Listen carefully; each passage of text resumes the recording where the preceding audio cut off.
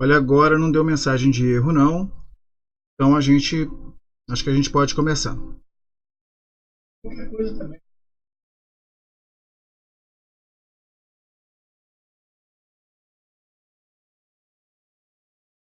Ok, ok, Uhum. beleza. Vamos começar.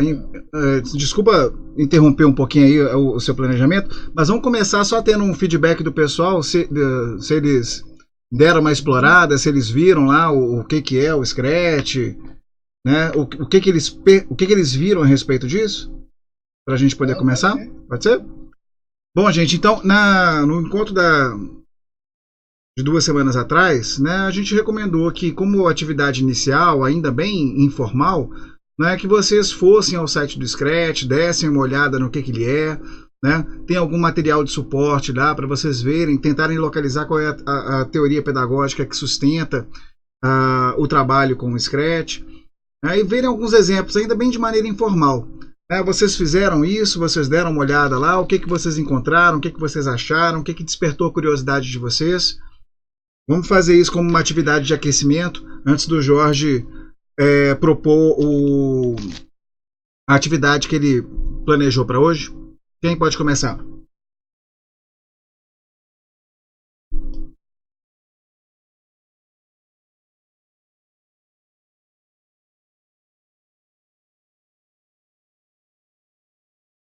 Se não tiver ninguém, a gente segue em frente. Tá certo. Oi, tudo bem? Aliandro? Tudo bom, Aliandro? Eu vou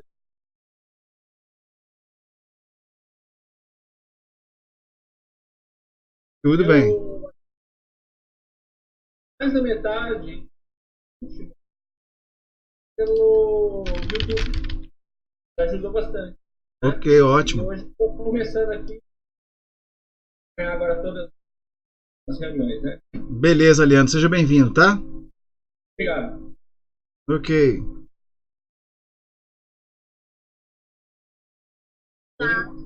Olá, Kathleen. Eu entrei, Uhum. olhada para né? Porque eu estou gastando as minhas aulas de inglês. Mas eu achei o site interessante, né? O de vídeos, né? É Ele, fazer uma animação. ele, Eu se- entendi. é, Pode falar, André. ele serve para fazer animação também, né? Ele serve para fazer programas, né? Assim. E dá para você fazer animação também. É que eu acho que o que me chamou a atenção a questão de animação. Eu Uhum. achei uma coisa para se trabalhar com pessoas, né? Que é o meu caso, que desenvolver alguma coisa e vai, olha, eu usar isso para trabalhar. Pode usar até com eles mesmos, da gente, que Uhum. lá na Videocamp tinha umas animações que eram feitas com os próprios desenhos das crianças. Aham. Então, acho que isso ia despertar muito o interesse dos. Legal. Já é uma possibilidade que a gente pode pensar futuramente, né? Ou desculpa. Desculpa, tô sem microfone. Ah, Agora não, sim, bom, legal que já é uma possibilidade, né? Você já viu uma possibilidade aí de utilização, que é bom a gente já guardar isso para amadurecer para futuramente, né? Legal, legal. E aí a gente vê também que a possibilidade, quando a gente fala de programação e tudo mais, né, a gente vê aquilo que o Jorge tinha falado no último encontro, né? É uma ferramenta que dá para ser utilizada desde os anos, desde o ensino infantil, desde a educação infantil até para frente, né? Que às vezes a gente vê essa palavra programação, né, e vê que o Scratch é uma ferramenta de programação e acha que ele só pode ser utilizado por alunos já mais maduros, né? E talvez não, né? Vamos ver isso aí como desafio para frente. Obrigado pela sua participação, Kathleen. Mais alguém gostaria de falar? Oi, André, tudo bem? Tudo bom, Neuber? Tudo. Na verdade, eu tive, agora no doutorado, em Uhum. A gente trabalhou bastante. Fez um programinha para trabalhar com quadrática. Né? Peça de alunos, animação. Uhum. Eles eram das coordenadas da tal, algumas programinha bem simples. Uhum. E a gente percebe que muito a lógica que a pessoa quando começa a ficar com claro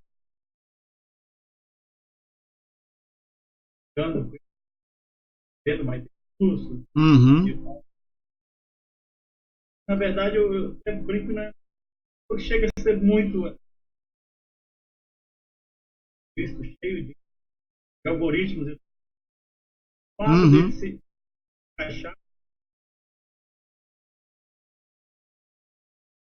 né? Faz metas. Torna mais intuitivo, né? Ele é bem dedutivo. Inclusive, figuras, né? Para tirar com Uhum.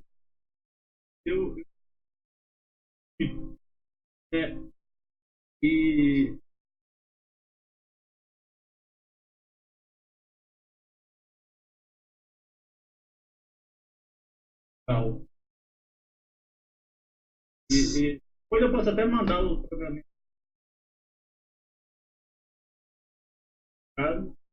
E aí... Sim. Ótimo. A gente vai querer que você compartilhe, sim. Acho que a gente pode colocar na sala. A gente vai criando uma biblioteca nova. Uhum. E aí que as próximas pessoas também passam. Usando outros. A gente pode criar um fórum, Jorge, em que a gente criar aquele fórum que apenas que cada participante abre apenas um tópico e depois que cada um abrir a sua conta, ele abre o tópico no fórum para compartilhar o acesso da sua conta, seu material. De repente é uma possibilidade da gente fazer isso, né? A Kathleen fez esse comentário e a Letícia também escreveu alguma coisa aí no bate-papo. Eu vou ler aqui porque eu não sei se vai ficar visível para quem estiver vendo o vídeo depois, né? Ela falou que baixou a apostila, porém não sabe nada em inglês, né? E que ela conseguiu manipular algumas coisas, figura, fala, mas não teve muito tempo de explorar. Eu quero enfatizar essa questão do idioma, né? Muitos materiais estão em inglês, mas muitas coisas também estão em português, tá? Então, assim, dá para você explorar o site, ter esse primeiro contato, né? Essa primeira aproximação com o Scratch a partir do material da página em português, tá bom? Então, deem uma olhadinha de novo depois lá com calma. A gente sabe que à medida que vai se aprofundando, a gente vai acabar talvez topando aí com alguns recursos em inglês.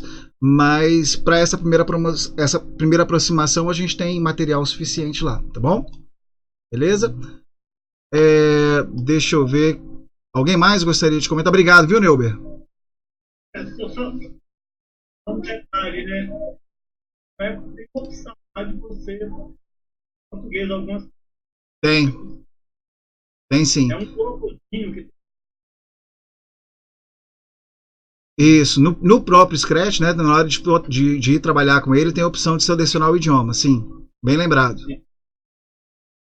Obrigado, Neuber.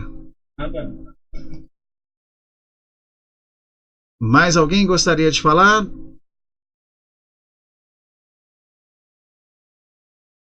Heloísa chegou aqui agora também. Não? Boa noite. Boa noite, Heloísa. Tudo bem? Um pouco atrasada, porque eu estava no ônibus, aí eu falei assim, não, vamos começar. Sem problema, Heloísa. A gente estava conversando aqui agora, pedindo para o pessoal compartilhar essa primeira experiência de ter contato lá com o Scratch, que a gente pediu para fazer, só para dar uma explorada no site, ver o que era o Scratch, como é que, né, para ver o que achava. Você fez isso? Gostaria de comentar alguma coisa? Não fiz. Não fez, não, né? Essa semana eu estou muito apertada com as atividades, que eu vou viajar amanhã para levar o menino médico. Questão aí, essa semana eu vou ir. Então tá bom. Então depois você dá uma olhadinha lá, tá bom? Beleza, Luísa. Obrigado, viu? Bom, ô Jorge, então acho que se ninguém mais for comentar, eu vou passar a bola para você, então. Beleza. Bom, pessoal, preparei o material, depois eu vou... eu acho que é difícil da gente pensar como organizar o material. Tá todo mundo me ouvindo aí? Tá me ouvindo, André? Então, assim, é difícil de planejar o material, né? E o André estava até... a gente estava conversando o que a gente poderia ter como produto desse primeiro nosso semestre aí, né? Então, a ideia é que a gente consiga, no final do semestre, estar com um guiazinho de introdução à lógica, à programação e ao Scratch. Então, vamos ver se a gente consegue fechar esse nosso objetivo aí, alcançar esse nosso objetivo. Beleza? Bom, eu vou pegar como referência uma apresentação que eu fiz a partir deste material que depois eu vou compartilhar com vocês.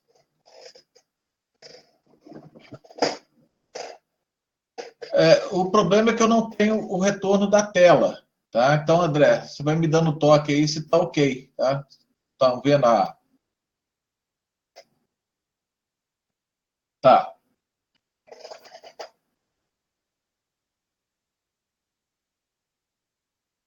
Para mim, não. Para mim aparece a apresentação você, mas ela fica toda cinza, não me dá retorno nenhum. Tá ok. Bom, gente, eu pensei em falar, para a gente conversar um pouco, sobre programação, sobre resolução de problemas e pensamento computacional. Antes da gente entrar, propriamente dito, na programação e depois a codificação em Scratch, né? Então, antes da gente codificar, que é dar os comandos em uma determinada linguagem, nós precisamos ter a ideia e organizar o que a gente vai fazer. Então, esse material que eu preparei vai nesse sentido, tá? Por que começar falando de resolução de problemas, né? Então, resolução de problemas, normalmente, é relacionado diretamente ao ensino da matemática. Se nós usarmos lá os PCNs, se for dar uma olhada, e até agora a Base Nacional, eu nunca lembro se é curricular, comum curricular, né, o BNCC, ele fala de resolução de problemas e aí bastante associado à matemática, né? Na matemática, ela é apontada como uma alternativa ao ensino tradicional, que é aquele ensino onde os alunos vão decorar, eles vão usar algoritmos sem discutir o que são esses algoritmos que eles estão usando, né? Então, simplesmente decora e vai usar. Por isso que a gente costuma até falar que depois, no ensino tradicional, né, é comum os alunos virarem para o professor e falar assim, professor, esse aqui eu vou usar mais ou menos. Né? Então, ele consegue efetuar as operações, por exemplo, mas não sabe quando usar uma operação ou outra. Né? Então, a ideia de usar a resolução de problemas vai nesse sentido, de fazer com que o aluno se torne mais ativo no seu processo de aprendizagem, no seu processo educacional, e que ele comece a incorporar a ideia do fazer matemática, que é se envolver e ir construindo o conhecimento matemático a partir de situações, problemas que ele vai se deparando com elas. Né? E aí, quando ele tem uma situação, problema, que vai convidá-lo para se envolver com essa resolução, ele vai mobilizando conhecimentos, vai organizando mais, ou estruturando um pensamento lógico, ele passa a trabalhar em grupo, porque normalmente as atividades de resolução de problemas focam muito o trabalho em grupo, né? Com isso, ele acaba tendo que criar uma estrutura de pensamento que o permita defender as suas ideias por meios de argumentação. Ele passa a negociar essas ideias com o grupo.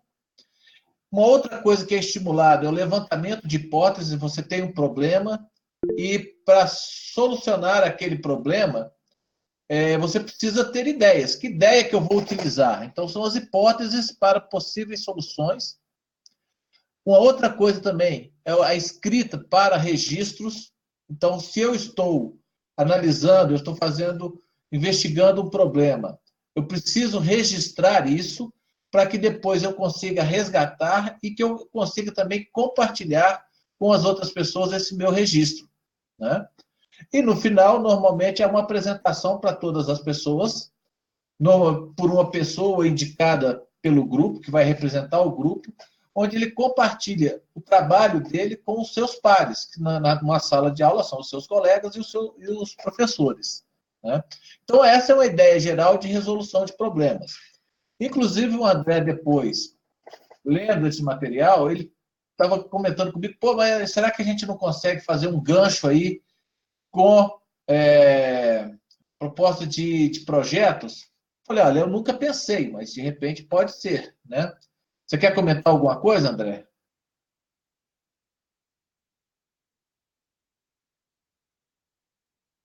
Ah,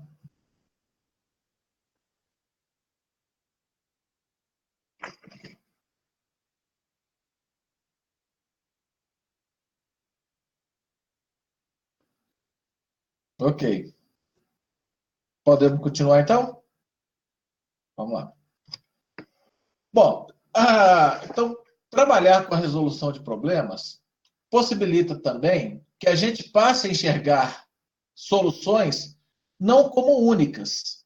Então, a gente tem um problema e, de repente, a solução que a gente apresenta para aquele problema é uma solução possível. Mas como assim solução possível? Porque, para resolver um problema, você leva uma série de outros elementos em consideração.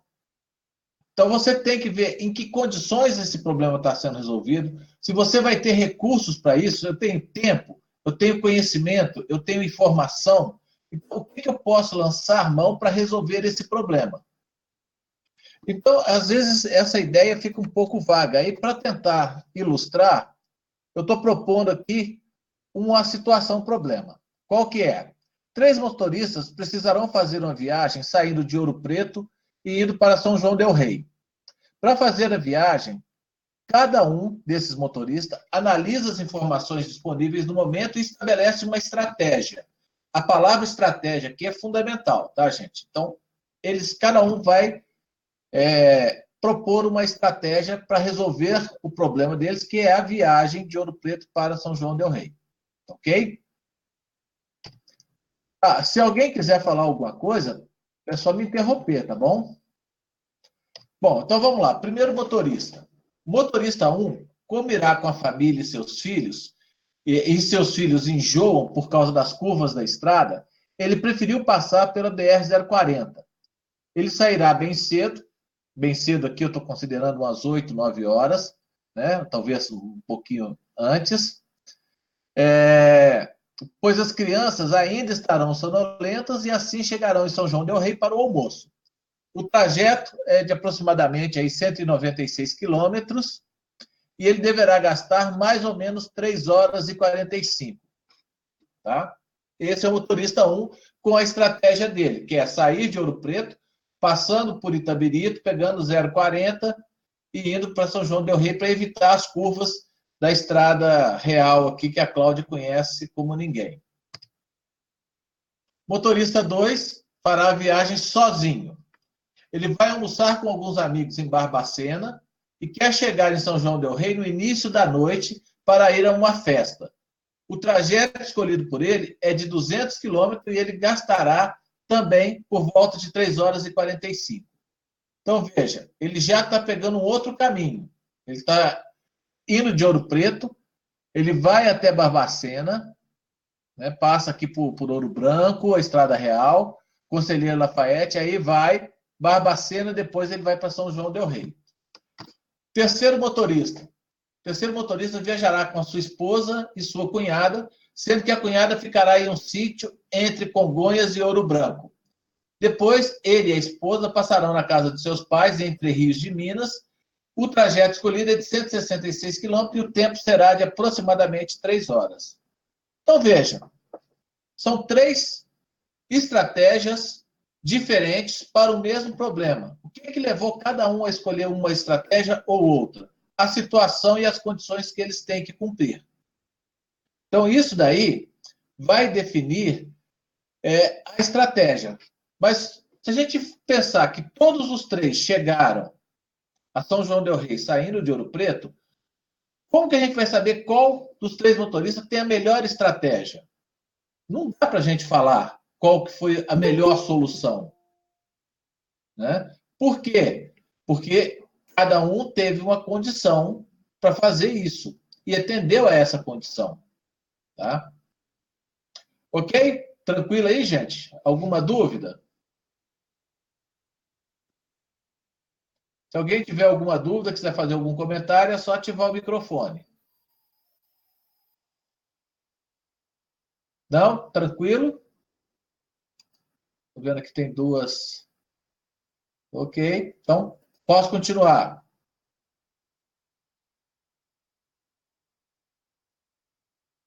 Ok, então vamos lá. Ô, Jorge. Sim. O que teve a melhor estratégia não é o que chegou mais cedo, não? Não, se ele fosse chegar mais cedo, mas ele tivesse que atender as outras coisas, você poderia considerar. Ah, tá. Tá? Mas aí ele chegou 45 minutos mais cedo. Sim, mas qual que era o problema? Chegar de Ouro Preto a São João del Rei, certo? Só que você vê que cada um tinha que atender alguma coisa de uma situação própria dele. Um tinha que passar na casa do sogro, outro tinha o menino que vomitava, então ele preferiu passar por uma estrada. Então, por exemplo, vamos pegar o primeiro motorista, né, que está viajando com os filhos. Eu quero chegar rápido. Se ele passa por dentro de Ouro Branco, aqui, pela Estrada Real, que é curva atrás de curva, ele vai chegar com o carro todo vomitado, né? Ou então vai ter que parar toda hora para a criança parar de poder vomitar. Então, quer dizer, adianta para ele? Não. Né? Para o outro rapaz que tinha que almoçar com os amigos, adiantava ele pegar o caminho mais curto e não almoçar com os amigos? Tá vendo? Que então vai depender da condição que você tem para poder resolver o seu problema. Entendi. Né? Então, se a gente não tem uma determinada condição, não adianta a gente forçar, porque aquela solução ela vai atender parcialmente ou até não vai atender o problema. Deu para entender aí? Deu para entender. Por que eu estou falando isso? Porque é muito comum, quando a gente está desenvolvendo um programa, a pessoa achar que a solução de um problema é única. Né? E não é. Então, se você tem uma pessoa que tem um determinado conhecimento matemático, vamos pegar aí o Neuber ou a Cláudia, se eles forem desenvolver um programa relacionado à matemática, o que eles vão atalhar de comandos, porque eles conhecem a matemática, é muito mais do que eu, por exemplo, ou que o André, ou que algum de vocês forem fazer. Se a gente for fazer um programa relacionado à geografia, provavelmente eu e qualquer um dessas pessoas que eu citei vão ter muito mais dificuldade do que quem estiver fazendo relacionado e já tiver um conhecimento de geografia. O olhar é diferente. Agora, isso não impede que eu consiga desenvolver um programa na área de geografia. O que eu vou ter vai ser, sei lá, um programa que ele vai ter mais comandos, mas que vai atender o problema, resolver o problema. Tá? Essa é a ideia. Tá?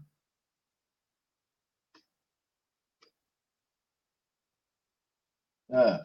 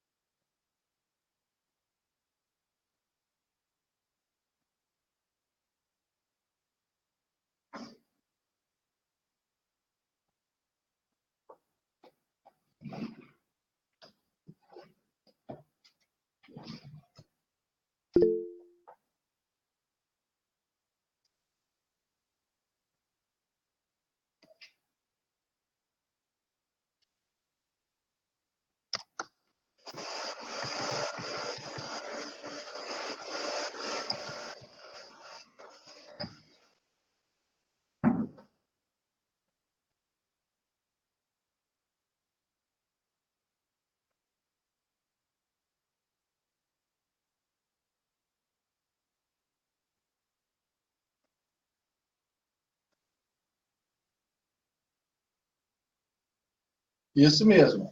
E uma coisa que a gente pode comentar, por exemplo, o Álvaro é da área de computação, né? Então, provavelmente, o Álvaro vai ter um olhar, por exemplo, para o programa com uma outra perspectiva. Não sei nem se o Álvaro está aqui. Está aqui. Então, veja só. Como que eu posso falar que um programa... Informática, mas de regra de negócio. Então, como que a gente pode analisar em termos de programação? E aí eu estou pegando um exemplo de alguém que é da área de computação, né? Que vai olhar para um programa e falar assim, esse programa resolve o problema, mas ele é melhor do que o outro. Porque aí ele vai olhar que tanto de máquina que ele está utilizando, o número de... quanto ele é mais leve do que o outro, mas não é esse o nosso objetivo, né? O nosso objetivo aqui é olhar a programação como um recurso didático, um recurso pedagógico e educacional. Então, nós podemos nos dar ao luxo de não olhar pelo lado computacional, que vai analisar o quanto um programa é melhor em relação ao outro, mas nós vamos olhar o quanto que um programa nos permite desenvolver o pensamento computacional, que já é o próximo assunto e eu já vou pegando o gancho para ele. O interessante disso aí, geralmente, como eu falei para você, a informática chama muito isso de regra de negócio. Mas isso que você mostrou, a gente chama de algoritmo do menor caminho. Ok. Beleza. A ideia toda é uma regra de negócio. O separado desses mapas que você desenhou, chama de algoritmo de menor caminho. Uhum. Beleza. Podemos continuar, então? Estão vendo aí, André? Tá vendo a apresentação? Que deu uma mensagem aqui. Mas tá ok, né? Isso. Isso. Saindo, então, da resolução de problemas, o próximo item que nós vamos olhar é o pensamento computacional. E aí, o que é pensamento computacional? Aí eu estou usando Martinelli, Zaine e Zakata, são professoras, que, baseando-se nesse Wink, ela define o pensamento computacional como aquele tipo de pensamento que trata da capacidade de se pensar de forma abstrata, reduzir problemas em partes menores e mais simples de se resolver, sem obrigatoriamente ser preciso a aplicação de técnicas de programação ou de meios digitais para esse fim. Então, pensar em termos de pensamento computacional, na realidade, é estruturar o pensamento de uma forma abstrata, onde a gente pega um problema grande, um problemão, divide esse problema em etapas menores, que sejam mais fáceis de serem resolvidas, e depois que a gente organize isso, né, de uma maneira sistemática. Mas nós não precisamos usar computação para isso, tá? Bom, outro exemplo para a gente entender. Digamos que você precisa lavar uma grande quantidade de roupas. Para fazer isso, você dispõe de sabão e de máquina de lavar. Como proceder? E aí, isso aqui só não vale para a Cláudia, tá? E a Cláudia ela vai lavar a roupa toda na mão para depois colocar na máquina. Não é isso, Cláudia? Então é o seguinte, se a gente leva esse problema para qualquer pessoa que não tem o costume de lavar roupa, a primeira coisa que ela vai falar é o seguinte, eu pego a roupa e jogo dentro da máquina, põe sabão e põe para lavar. Não é isso? De uma maneira geral, que a pessoa responderia? Então, só que não é bem assim. Para a gente poder pensar computacionalmente, de uma maneira lógica, eu não posso pegar qualquer tipo de roupa misturada e jogar dentro da máquina. Então, a primeira coisa que eu faço, por exemplo, aí eu vou falar da minha experiência. Como que eu faço? Eu separo os tipos de roupa. Eu tenho calça jeans, eu tenho camisetas, eu tenho camisa polo, eu tenho pijama, tenho cueca, tenho meia, tenho... E assim eu vou separando os diversos tipos de roupa. Depois, eu faço aquelas trouxas que eu vou colocar na máquina para lavar, mas assim, eu posso juntar toalha de banho, junto com as meias, essas meias soquetes. Eu posso colocar para lavar junto. Por quê? Porque as duas soltam pelos. Eu não posso pegar, por exemplo, uma meia soquete branca e colocar para lavar junto com a camisa preta. Por quê? Vai encher a camisa preta de pelo. Assim como eu não posso pegar uma camisa polo branca e colocar para lavar junto com a calça jeans, por exemplo.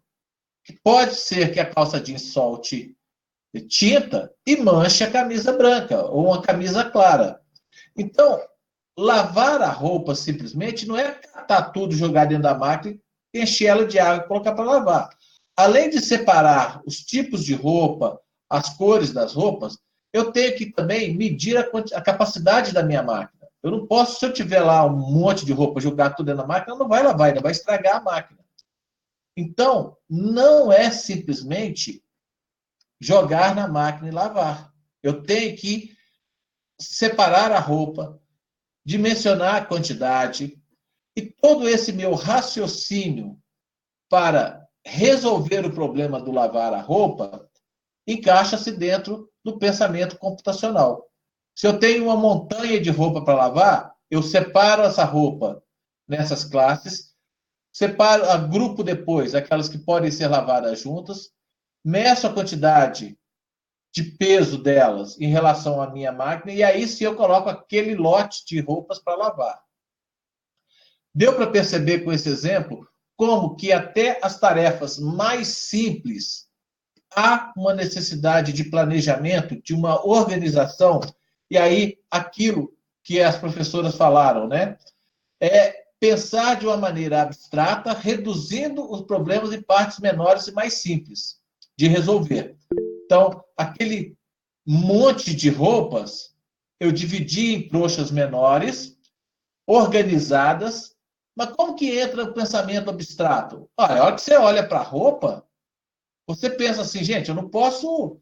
Você tem que imaginar, você tem que abstrair. Você não precisa lavar a roupa de cor escura com a de roupa de cor clara e esperar ela manchar para você imaginar que aquilo vai dar problema. Não é? Aí entra o processo de abstração que a gente está falando. Tá? Deu para acompanhar aí, gente? Foi tranquilo? Esclareceu essa ideia do pensamento computacional? E veja que aqui eu não estou falando nada de computador, tá? Estou falando somente de lavar a roupa, né? Não tem nada a ver com o computador em si ainda. Muito bem, então vamos continuar. E qual a relação, então, entre resolução de problemas e pensamento computacional? Se vocês pegarem lá, igual eu falei, o BNCC, vocês vão ver que pensamento computacional está nele de ponta a ponta. Tem um monte de referências lá que ele fala sobre pensamento computacional. E aí, essas mesmas professoras que eu usei anteriormente, elas também colocam, atualmente, o pensamento computacional é entendido como um conjunto de habilidades essenciais à formação do indivíduo para capacitá-lo na resolução de problemas diversificados, sendo seu domínio tão importante quanto ao da leitura, da escrita e da aritmética.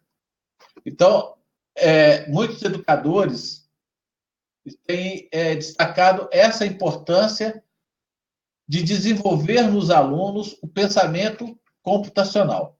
Mas quais são, então, esses conjuntos de habilidades essenciais? Né? Porque eles estão falando aqui. Bom, aí eu procurei lá no BNCC, e no BNCC ele fala que essas habilidades essenciais envolvem as capacidades de compreender, analisar, definir, modelar, resolver, comparar e automatizar problemas e suas soluções de forma metódica e sistemática. Eu não sei, o Neuber, que está aí, acho que ele está trabalhando com o ensino médio, Neuber. Se você tiver, você, por favor, nos dê uma declaração aí sua. eu sinto muito nos alunos que nós temos, principalmente nos que a gente trabalha na educação à distância, uma dificuldade imensa de organizar o pensamento de uma maneira lógica. Às vezes até de seguir orientações básicas. Você tem trabalhado com o ensino médio, Neuber? Sim, eu trabalho e trabalho bastante com coisas parecidas com resolução de problemas, que eu trabalho com modelagem. Uhum. E realmente os nossos alunos têm muita dificuldade, em função do tipo de educação que eles vêm trazendo do ensino fundamental, em trabalhar com esse tipo de metodologia. Porque eles não têm muito hábito de investigar, não têm muito hábito de resolver problema. E quando você propõe um problema para eles, eles não pensam muitas estratégias para resolver. E realmente, a BNCC, outra questão que você vem colocando, que eu estou lendo bastante sobre a BNCC, realmente ela pega pesado na questão da utilização de tecnologias digitais, do pensamento computacional, da resolução de problemas, até pensando em mudar o foco da aula para o aluno, não necessariamente que... Até então, eles falam das aulas tradicionais, né, que o professor só traz informação, mas agora a gente precisa mudar um pouco o foco da aula para o aluno, onde o aluno colabora com o aprendizado dele, né, ele traz as informações também, e o professor vai tentando fazer essa mediação. E a resolução de problema, do jeito, e pelo que você está colocando aqui, o pensamento computacional está muito relacionado com isso. A questão de você transformar um problema grande em pequenos problemas, buscar algumas regularidades, para poder generalizar esses pequenos problemas para resolver o grande, isso é uma coisa que a gente tem que começar a trabalhar com nossos alunos e pensar também de forma diferente, porque a culpa é nossa mesmo, nós que nunca incentivamos eles a fazerem isso. Então, por isso que a BNCC está tentando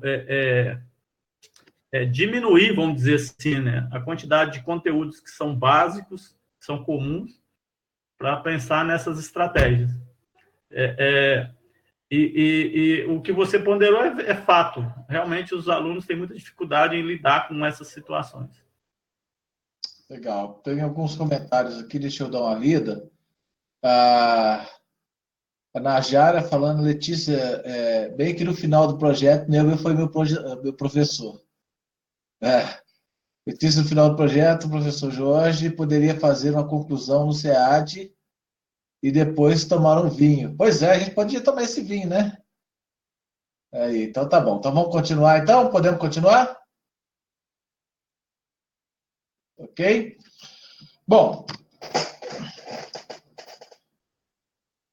aí para poder exemplificar, então, a questão do pensamento computacional, foi o que eu já falei, né? Primeiro eu separo as roupas por tipo, toalha, calça jeans, meia, cueca, camisetas, camisas, pijamas, e assim por diante. Segundo, eu agrupo os montes de roupa de cores semelhantes, por exemplo, calça jeans, camisetas e cuecas escuras, toalhas claras e meia soquete, e assim eu faço aqueles fardozinhos, né? As trouxas, e depois é que eu vou ver se a quantidade que eu estou colocando na máquina a máquina aguenta aquela mesma quantidade, e aí é que eu faço a lavação das roupas, né?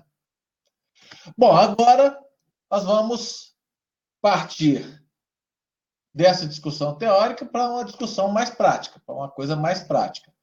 Eu vou parar de compartilhar aqui. E aí eu acho que eu já voltei.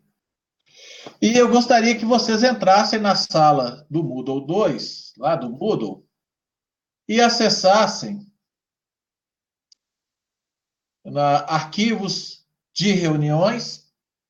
Então, vocês vão encontrar lá o Scratch Mágica.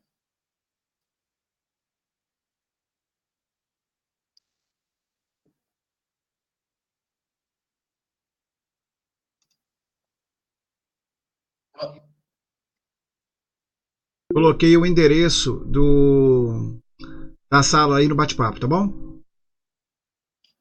Ok, gente? Então, eu vou compartilhar com vocês. Vou retomar agora a apresentação e vou pegar a mágica. Bom, acho que agora vocês já estão visualizando aí, não é isso?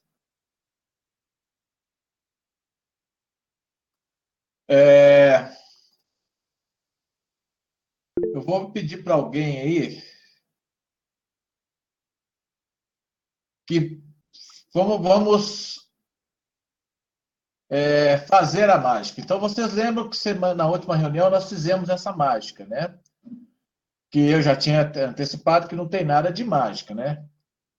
Para não ficar com esse som que ele acaba irritando, eu coloquei um alto-falantezinho aí, que se vocês clicando em cima dele, estão vendo aqui?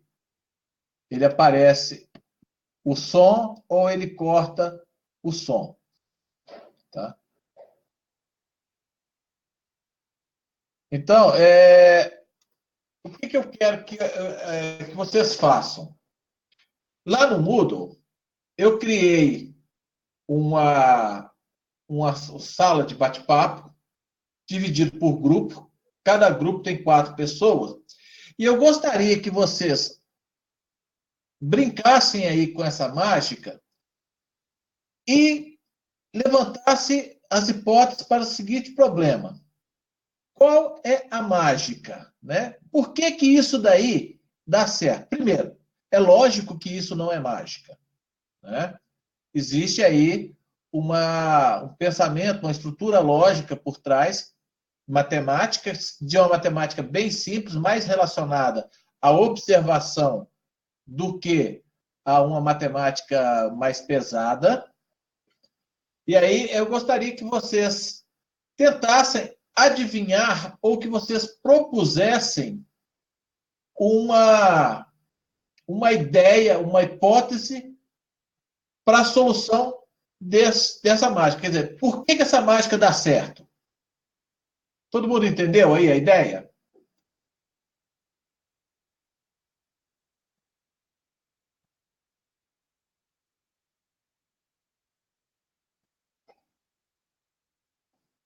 Tá. Eu acho que vale a pena, André, de repente, mostrar para eles aonde que está na plataforma.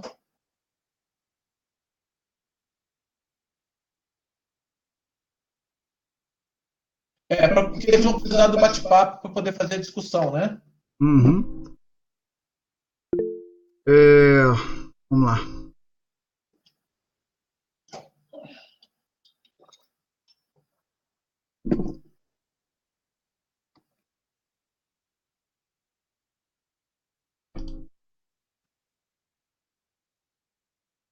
Me fala se está aparecendo direitinho aí. Depois que vocês entram na sala, gente, por aquele endereço que eu compartilhei, né? Deixa eu mostrar igual vocês vão ver.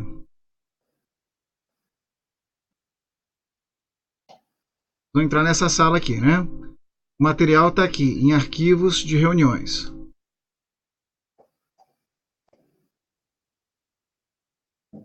Aí aqui, Scratch Mágica.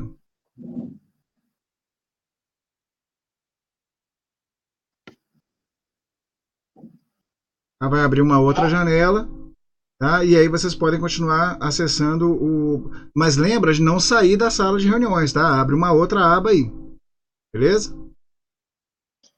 E aí, André, falar que a discussão, cada grupo vai discutir nesse bate-papo para a discussão da mágica com cartas. Isso. Bom, aí depois vocês vão entrar aqui nesse link de bate-papo. Esse bate-papo ele já está organizado já pelos grupos, tá? Então, quando vocês entrarem, vocês já vão encontrar as pessoas dos seus grupos, tá bom? Para vocês conversarem e fazerem a atividade que o Jorge está propondo aí agora. Eu acho que agora que eles tiveram acesso, o Jorge, talvez seja interessante você retomar a orientação de uma forma resumida, só para eles terem certeza do que é para fazer. Uhum. Tá ok. Então, o que eu quero que vocês façam? Que vocês discutem entre vocês do grupo como que é possível que esse programa descubra qual o número que vocês pensaram. Tá? Como é possível que essa mágica, entre aspas, aconteça? Qual que é a ideia que está por trás? Tá ok? Então, qual é a mágica? Como que eu posso pensar o número e no final o programa me fala qual é o número que eu pensei? Então, como é possível esse programa adivinhar o número que foi pensado? É isso. Vou dar para vocês um tempo grande aí para vocês fazerem isso. 5 minutos. Tranquilo? Quem tiver alguma dúvida, pode chamar a gente aqui no áudio que a gente vai. Isso aí vocês fazem a discussão lá dentro do grupo e depois trazem o resultado para cá. É isso? Isso. Depois desses 5 minutos, então, no meu relógio aqui do computador, são 19h26. Nós já rodou aí 1 minuto, então 19h30 eu interrompo a discussão para a gente poder voltar, porque senão a gente não consegue fechar. Beleza? Ok.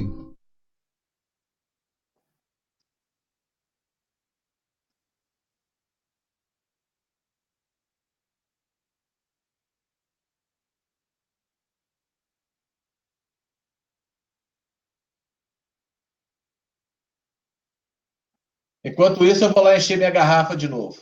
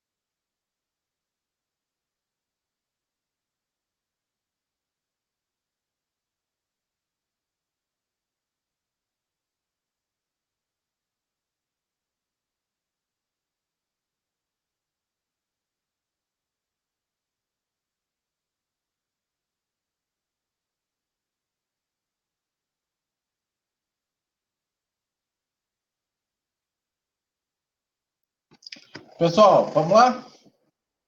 Deu até mais um pouquinho, deu 19h31, olha que beleza, hein?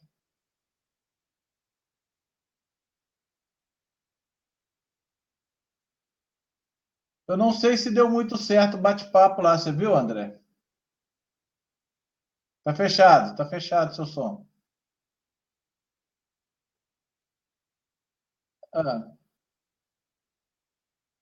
Tá.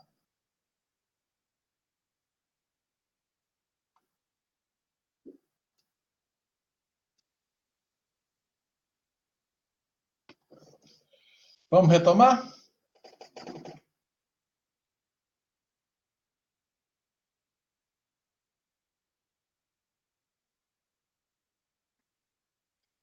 Isso, vamos lá.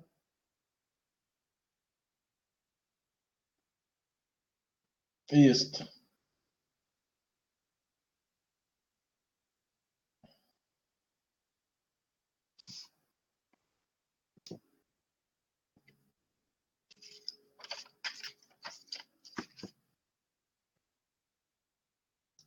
Pessoal do grupo A.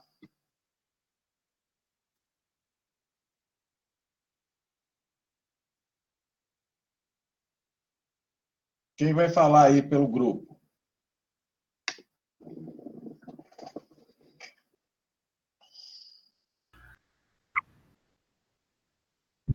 Ô, Jorge, se a Sara quiser falar, ela pode, que eu ainda não formei bem o meu raciocínio, mas eu percebi que na primeira carta você pode descartar ou os números pares ou os números ímpares, porque aparece só números ímpares.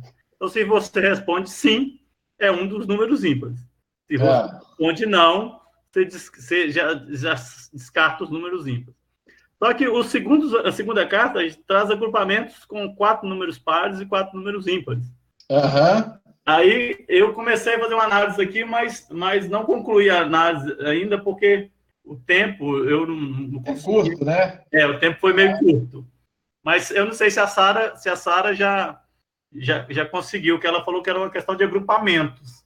Então, ela pode falar aí agora.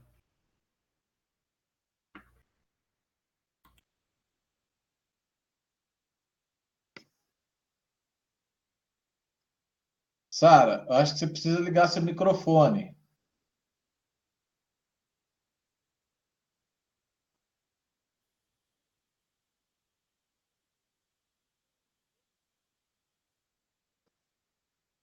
Agora você fechou. Aí.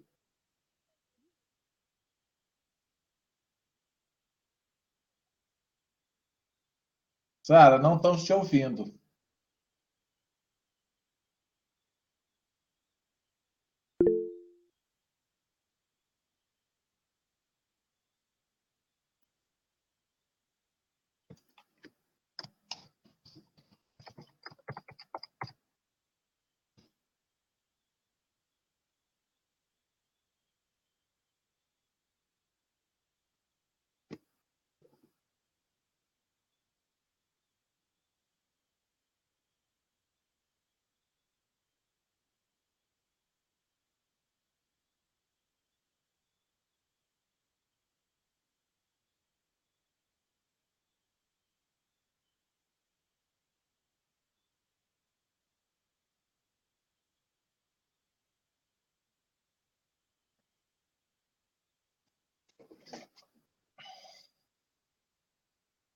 Tá.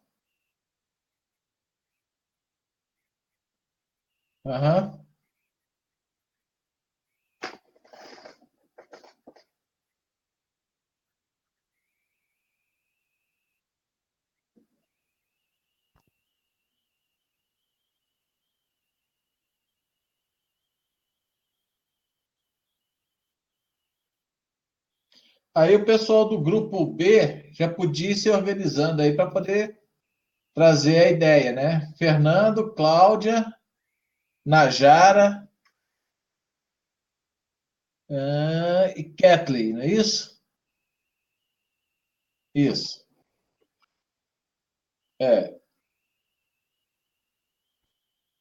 Só uma coisa, Jorge, se ninguém descobrir a lógica, Aí você deixa como dever de casa, que aí a gente com mais tempo, quem sabe descobre.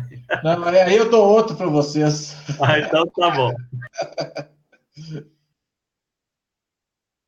Que hoje eu quero avançar um pouco em cima desse programa para a gente chegar à montagem do algoritmo, da ideia do algoritmo. Tá olhando até o relógio aí, né?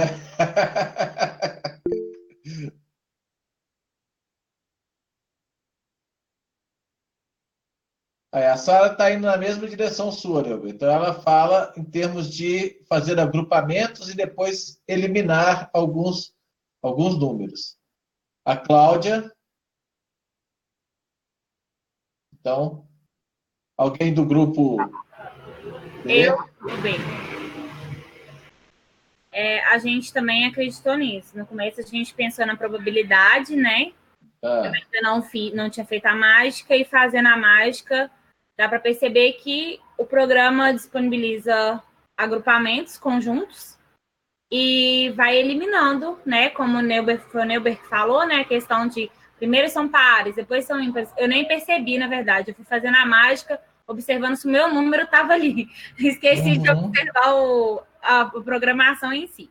Mas deu para entender mais ou menos isso, que seriam os conjuntos, e a partir dos conjuntos ali foram eliminando os números até que você tenha o número que está nos conjuntos que você disse sim. Ok. Então, o grupo C. Obrigado, Kathleen. Pessoal do grupo C. Heloísa, Silmara, Sayonara e Letícia.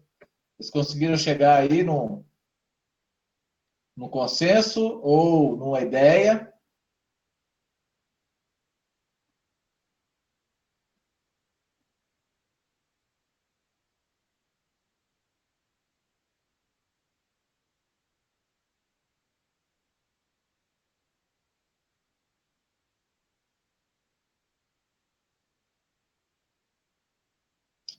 Letícia, que está falando que pensou em algo, mas que não conseguiu finalizar.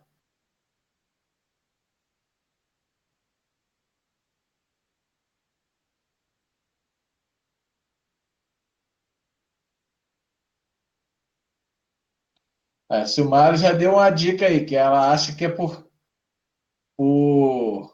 pelas combinações do sim e do não, mas que ela também não conseguiu fechar o raciocínio. Pode, Letícia, pode ligar seu microfone.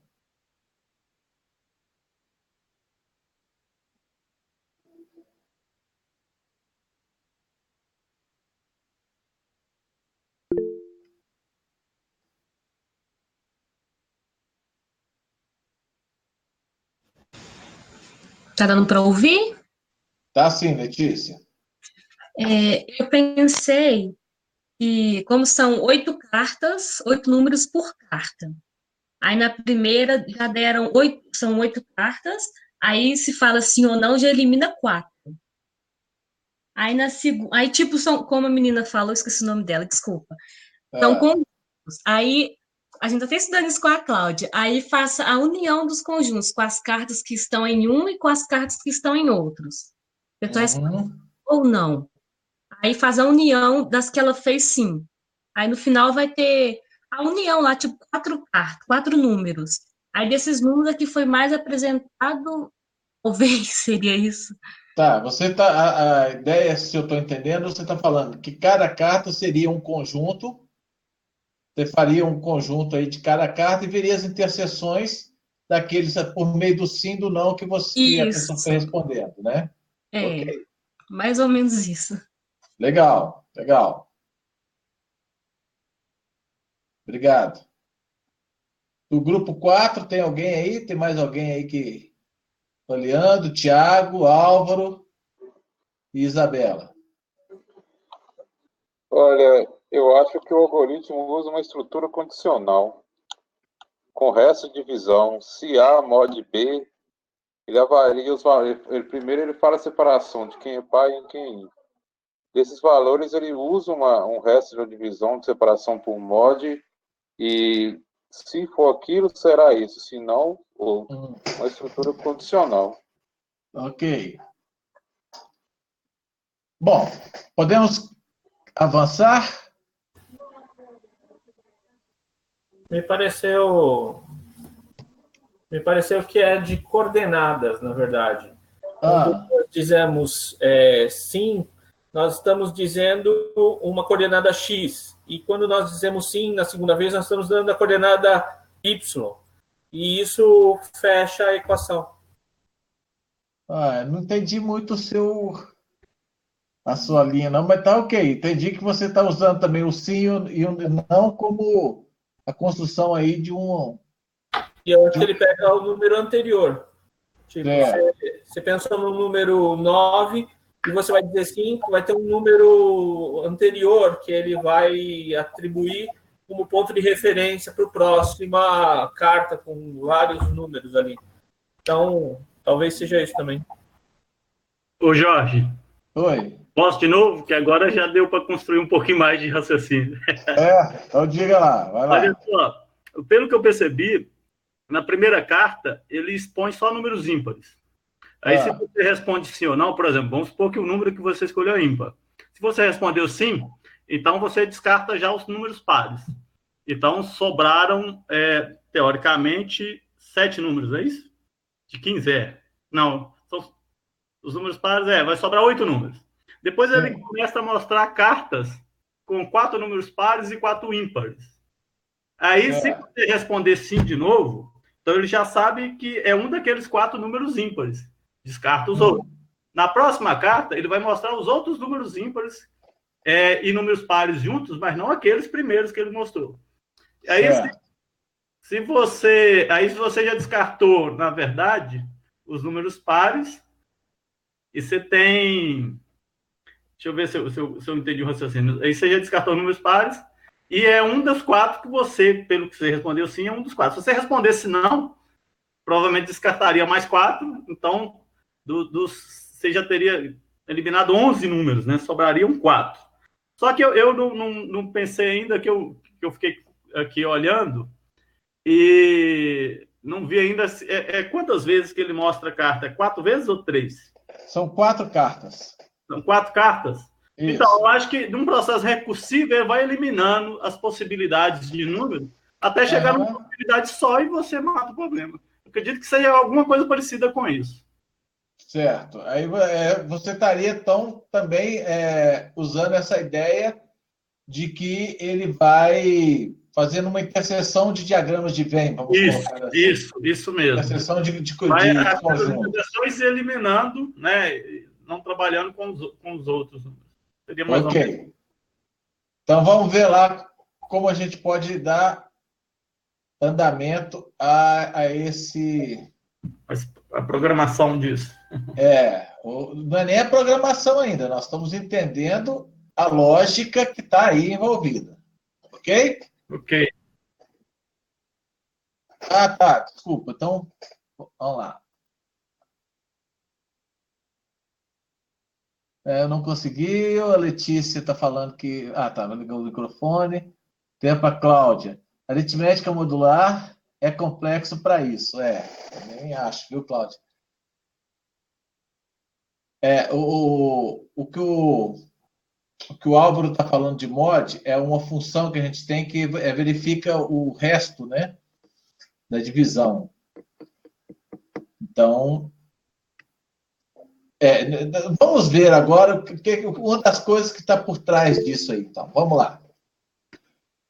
Antes da gente partir, Sara, você tem uma lógica matemática em cada agrupamento. De acordo com a sua escolha, vai eliminar ou selecionar o próximo grupo e assim sucessivamente até descartar todos os grupos e ficar sua carta. Ok, também trabalhando com essa lógica da interseção de grupos das cartas, né? Ok, então vamos lá, vamos continuar para ver se a gente consegue chegar onde eu estou querendo.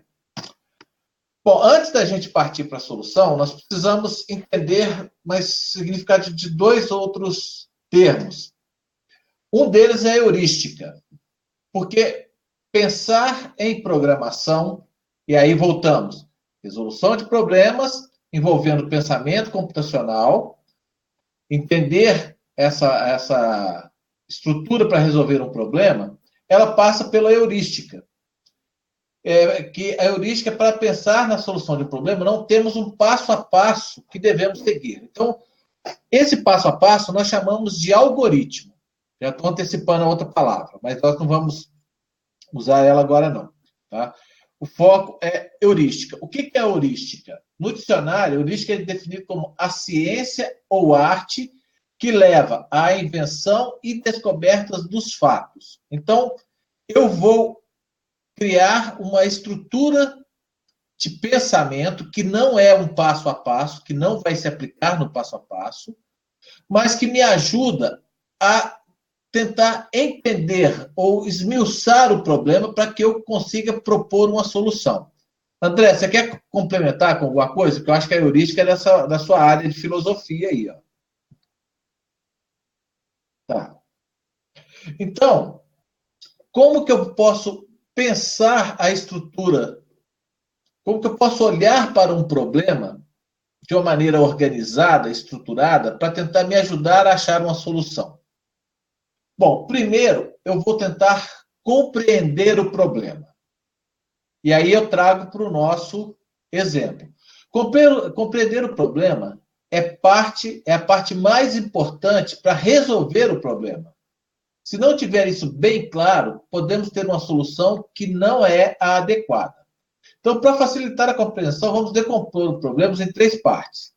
Primeiro, no problema proposto, deve-se pensar em um número de 1 a 15. Isso eu sei, isso está posto. Tá? Então, o mágico manda eu pensar no número de 1 a 15. Ok.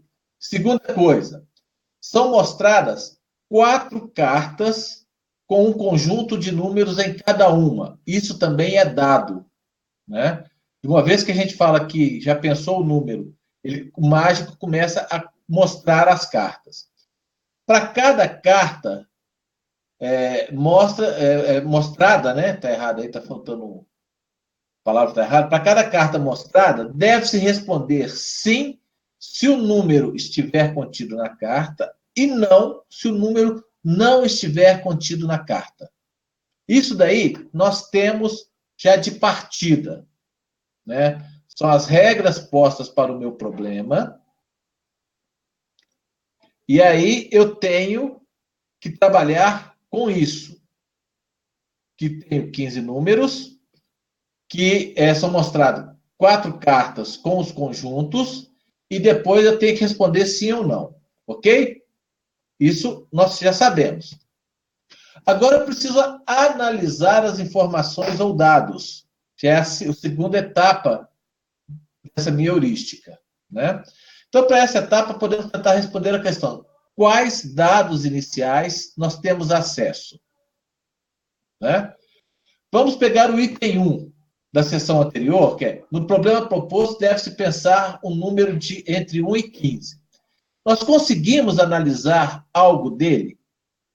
É possível eu entrar dentro da cabeça da pessoa e saber qual o número que ela está pensando? Não. Isso eu não tenho acesso. Tá certo? Então, essa primeira parte, que é saber qual o número que a pessoa pensou, eu não sei. Passamos para o segundo item. Serão mostradas 4 cartas com um conjunto de números em cada carta. Ok? Nesse item, nós temos como agir. Nós podemos analisar as cartas. Por exemplo, com a pergunta: elas são sempre as mesmas ou as cartas mudam? Isso eu consigo. É só eu observar na hora que o mágico mostra as cartas e eu vou olhando que números que estão compondo cada uma dessas cartas. Então, olha lá. Uma maneira de verificar isso é jogar diversas vezes, pensando números iguais e diferentes, e ir anotando os números de cada carta. Com certeza, se você fizer isso, você chegou à mesma observação que eu. As cartas são sempre as mesmas. Então, a carta 1 tem os números 1, 3, 5, 7, 9, 11, 13 e 15. A carta 2, 2, 3, 6, 7, 10, 11, 14 e 15. A carta 3, número 4, 5, 6, 7, 12, 13, 14 e 15. A carta 4, número 8, 9, 10, 11, 12, 13, 14 e 15. Ok? Então, isso eu consigo levantar a partir do momento que eu vou jogando e anotando essas observações. Então, aqui, veja como é importante nós partirmos para a organização. Se eu estou analisando as cartas, eu preciso organizar as informações que eu tenho. Então, anotar para depois verificar, analisar. Se eu pego essas cartas e organizo em uma tabela, vai ficar muito mais fácil de eu enxergar. Então, por exemplo, na primeira coluna eu tenho o número de 1 a 15. E na segunda coluna, em quais cartas esse número aparece? Então, por exemplo, o número 1, ele só aparece na carta 1. O número 2, ele só aparece na carta 2. O número 3, ele aparece na carta 1 e na carta 2. O número 4 só aparece na carta 3. O 5 aparece na carta 1 e 3. No 6, aparece na carta 2 e na carta 3. No 7, o 7 aparece na carta 1, 2 e 3. Número 8, ele aparece só na carta 4. Número 9, aparece na carta 1 e na carta 4. O 10, na 2 e na 4. No 11, o 11 na 1, 2 e 4. O 12, ele aparece no 3, no 4. O 13 aparece na carta 1, na carta 3, na carta 4. 14 na carta 2, na carta 3, na carta 4. E o 15 aparece em todas as cartas. 1, 2, 3 e 4. Ok? Todo mundo conseguiu acompanhar aí?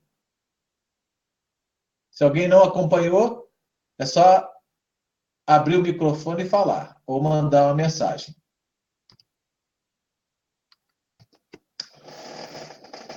Muito bem. Então, a partir dessa tabela, eu posso continuar o meu raciocínio. E agora eu vou tentar criar um modelo. Né? Vou criar um modelo. Como que eu vou fazer isso? Olha lá. Quando criamos um modelo para a solução do nosso problema, estamos propondo uma conjectura ou uma hipótese que precisará ser testada. Pode ser que ela resolva o problema, mas pode ser que não. Então, várias pessoas levantaram hipóteses. Não é isso? Então, olha, Neuber começou falando, eu acho que, primeiro, se eu respondo sim, eu vou saber que que o número que eu pensei é ímpar. Se eu respondo não, vai ser par. E depois, à medida que eu for respondendo sim ou não, eu vou eliminando os pares ou os ímpares até chegar na solução final. Teve uma outra pessoa que falou, cara a cara da estrela? Tá.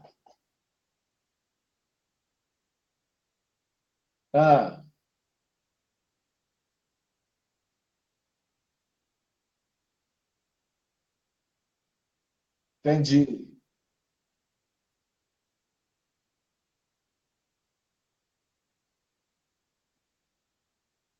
Vai fazendo a interseção ali das características. Tá. Então, veja, a outra ideia que surgiu foi fazer interseções com os conjuntos de cada carta, por meio do sim e do não, e ver qual que sobra no final, quer dizer, qual que está fazendo a interseção aí dos sims. Então, veja, tudo isso são hipóteses. Como que eu vou testar isso? Jogando. Tá? Então, o que significa hipótese? Então, vamos lá no dicionário de novo. Hipótese. Suposição que se faz sobre algo que pode ser verdadeiro ou falso, fundamentando-se em evidências incompletas ou pressentimentos, conjecturas. 2. juízo ou suposição sem fundamento preciso com base em evidências incompletas, com que se pretende explicar ou prever certas observações ou fatos, cuja comprovação depende de investigações posteriores. Pressuposição, pressuposto, presunção. E 4, explicação teórica de um conjunto de dados que se espera que permaneçam válidos depois de observações futuras. Então, veja, a Letícia está colocando hipótese de indução. Deve estar lembrando aí da Cláudia, né? Depois tem que provar sua validade. Exatamente. Né? Então, quer dizer, hipótese é uma resposta preliminar, como o André está lembrando aí. Agora, depois eu preciso testar e provar essa validade. Tá? Ficou claro aí, gente?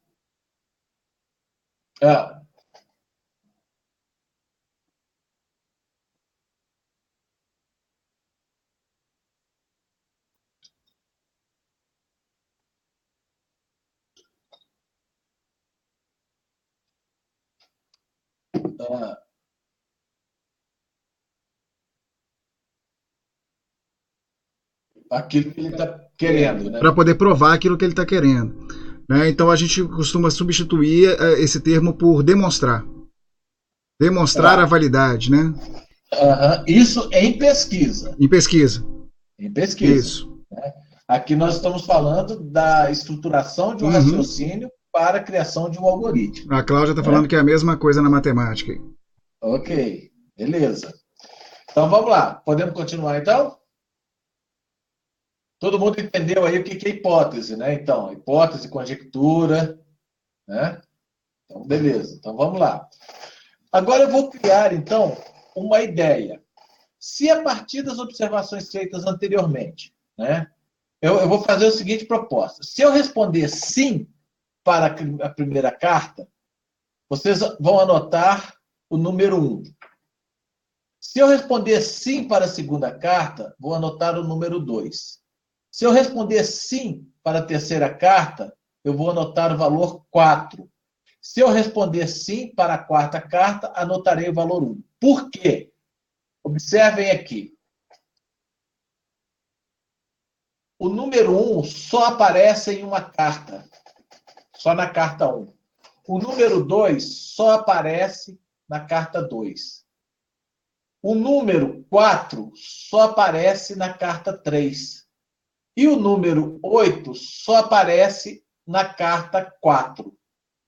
Todos os outros números, eles vão ser montados a partir das somas do número 1, do número 2, do número 4 e do número 8.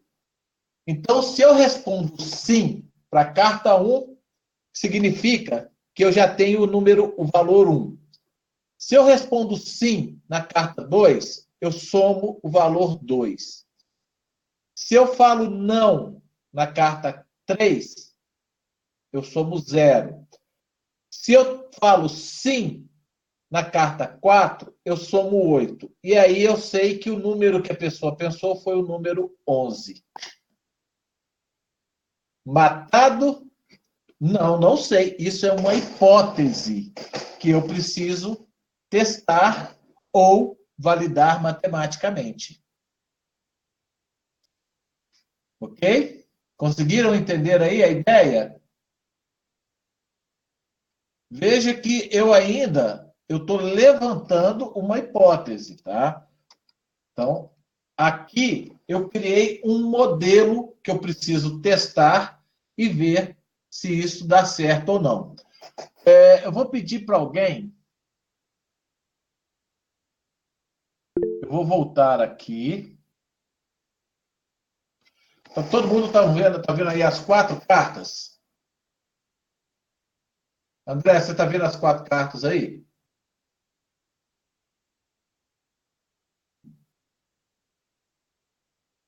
Alô? Sim, as 4. Tá ok. Então, eu vou fazer o seguinte. Vou pedir aí pro Heloísa. Heloísa, você está aí? Estou aqui. Tá ok. Então vamos lá, Heloísa. Me ajuda aí. Pensa no número. Pensou? Espera aí que eu tenho que visualizar as cartas. Tá.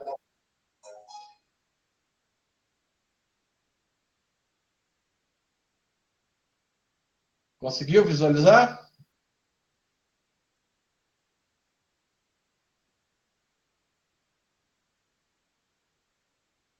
Heloísa, isso, beleza.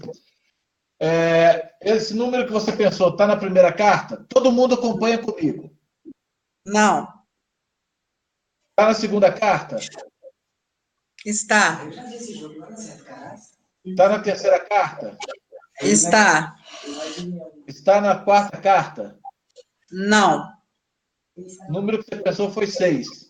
Foi. Ok? Foi 6. Aham. Vamos pegar mais um exemplo. Pedir a Kathleen. Kathleen. Agora, Heloísa, você acompanha aí se esse algoritmo pode dar certo, tá? Se essa hipótese aí a gente pode transformar no algoritmo. Kathleen, vamos lá? Você consegue ver? Sim. Pensa no número. Pensei. Tem na primeira carta? Sim. Tem na segunda? Não. Tem na terceira? Não. Tem na quarta? Sim. Número 9. Isso. Ok? Ok. Isabela, você está aí?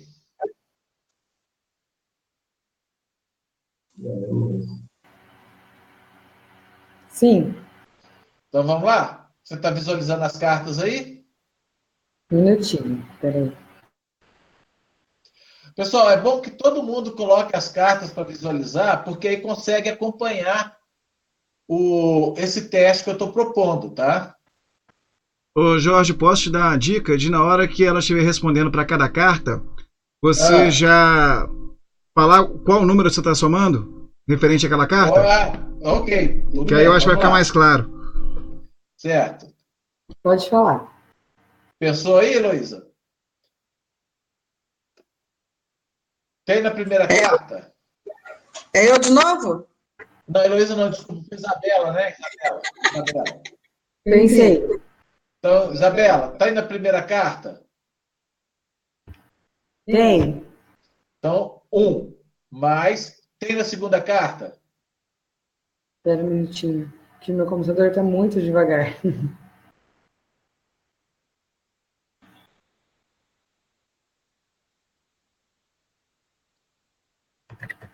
Isabela, você Não. pode olhar a minha apresentação. Ela está aparecendo para você?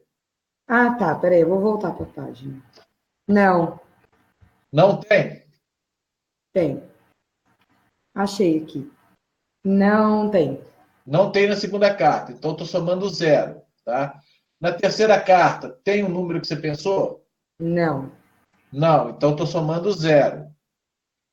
Na quarta carta, tem um número que você pensou? Também não. Então, o número que você pensou foi 1. Eu pensei...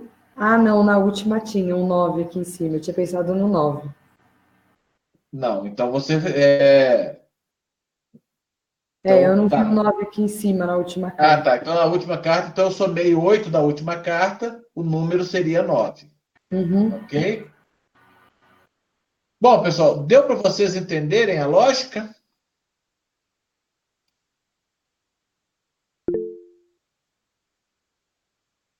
A Sara não entendeu.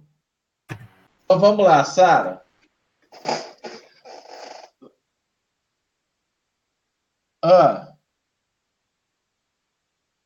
Essa.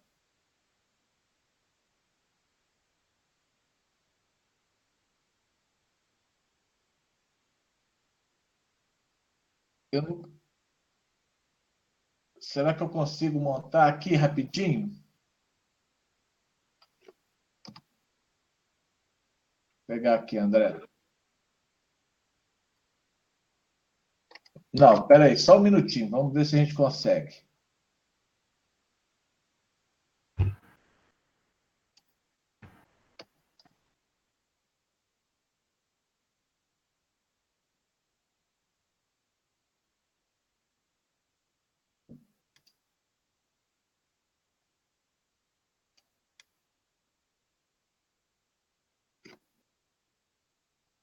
Isso.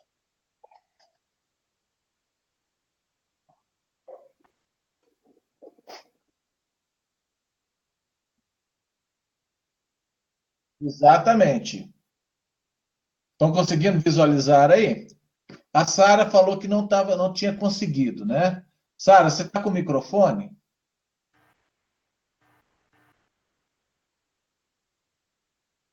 Estava com problema? Não está funcionando. Então, tá. Mas, Sara, você está vendo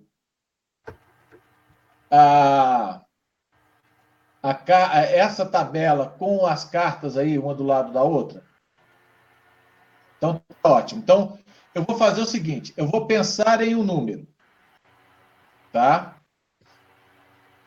Então, vou pensar aqui no número. E você vai somando, olha, esse número está na carta 1.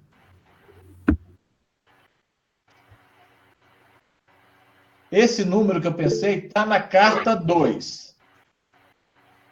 Jorge, oi. Pensou no número, chama ele de X. Se a Sara faz matemática, ela vai entender. Pois é, o problema é que às vezes ela não faz a matemática, e aí a gente vai complicando. Então, Sara, ele tem na segunda carta, então você vai somar aí mais 2, tá certo? Ele não está na terceira carta. Como ele não está, você soma 0. E ele está na quarta carta. Então, você vai somar que número? 11. Qual que é o número que eu pensei, Sara? Isso! Muito bem, o número 11. Entendeu agora?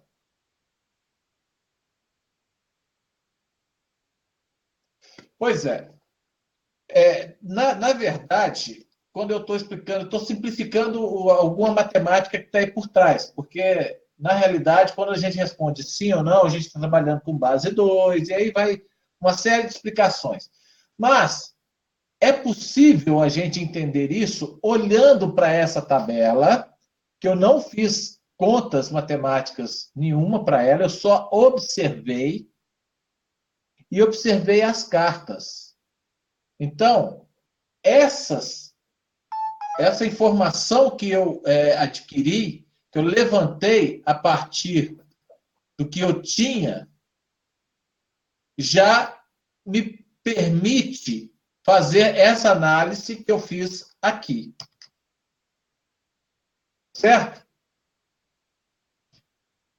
E aí, quando eu transformo essa minha hipótese, eu validei ela agora por alguns exemplos, né? E isso, lembrando que, matematicamente falando, exemplos não provam nada, tá? Mas aqui a gente está abrindo uma licença poética, vamos colocar assim, porque é muito simples e a gente não vai ter tempo para poder detalhar muito isso daqui. Então, eu criei um passo a passo. Estão vendo aqui? Se eu der essa receitinha de bolo para qualquer pessoa, essa pessoa consegue fazer a mágica. Tá certo? Todo mundo concorda comigo aí? Se eu passar essa receitinha de bolo, qualquer pessoa consegue resolver a mágica? Tem alguém que não entendeu? Desde que tenha essa receita e tenha as cartas, né, para mostrar. Exato. Dispostas daquela maneira, isso. As cartas faz parte do problema. Isso. Né? Então, o cara, na hora que ele vai propor a mágica, ele tem que mostrar as cartas. E aí, como eu vou ler esses dados do sim e não a partir das cartas, é que me permite saber qual o número que a pessoa está pensando. Né? Então, eu estou analisando informações, dados. Né? E aí, eu estou colocando dados e informação como sinônimos. Tá? Bom, e aí, com isso, eu estou criando um algoritmo.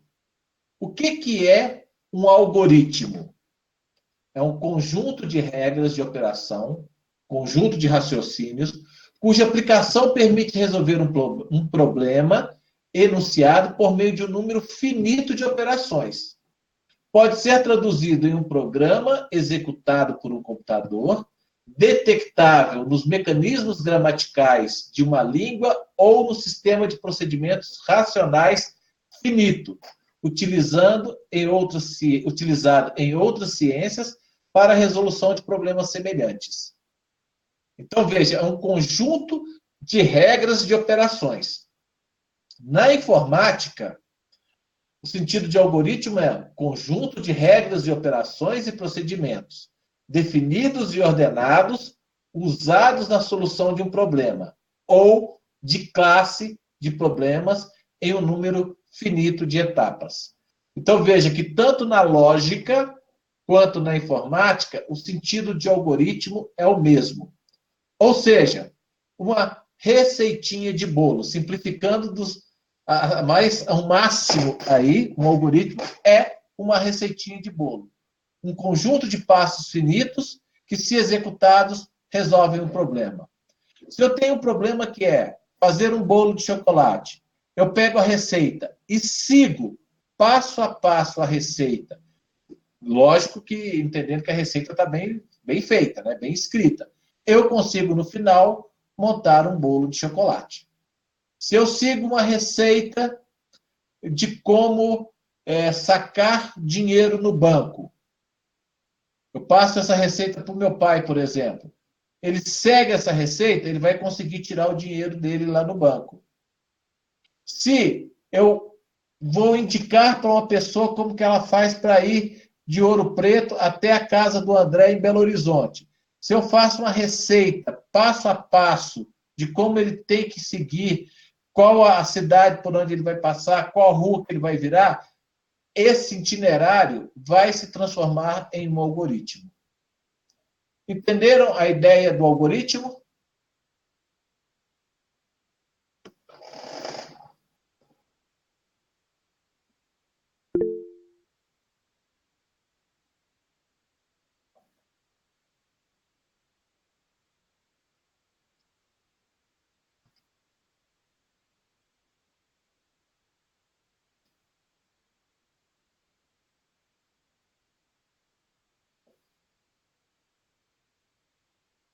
Ô Letícia, o material está disponível aí, tá? Esse material que tem um texto, se vocês entrarem lá agora, na sala do Moodle,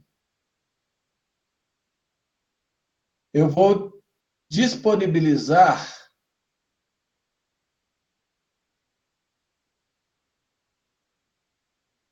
eu não tinha colocado aqui ainda?